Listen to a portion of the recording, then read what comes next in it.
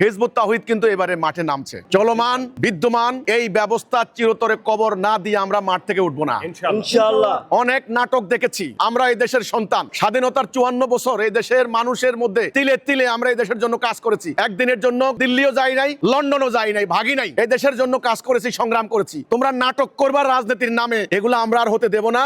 Hizb ut তাওহীদ মাঠে নামছে ইনশাআল্লাহ।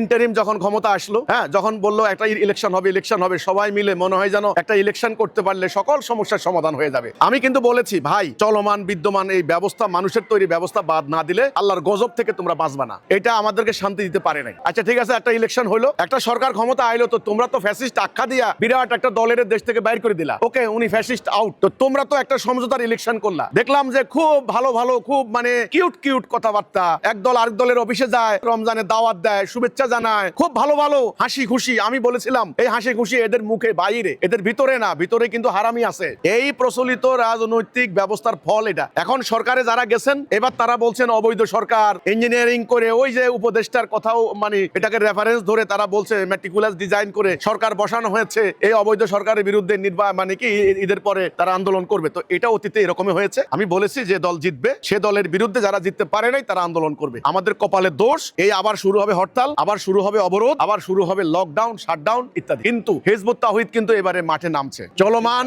বিদ্যমান এই ব্যবস্থা চিরতরে কবর না দিয়ে আমরা মাঠ থেকে উঠবো না ইনশাআল্লাহ। অনেক নাটক দেখেছি আমরা, এই দেশের সন্তান, স্বাধীনতার 54 বছর এই দেশের মানুষের মধ্যে তিলে তিলে আমরা এই দেশের জন্য কাজ করেছি। একদিনের জন্য দিল্লিও যাই নাই, লন্ডনও যাই নাই, ভাগি নাই, এই দেশের জন্য কাজ করেছি, সংগ্রাম করেছি। তোমরা নাটক করবার রাজনীতির নামে এগুলো আমরা আর হতে দেব না।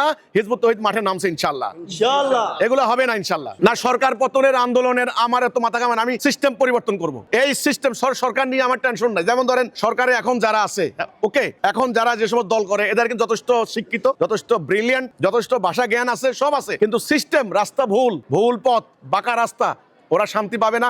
সিস্টেম পাল্টানোর আন্দোলন হবে। সরকার পাল্টানোর কোনো আমাদের টেনশন নাই।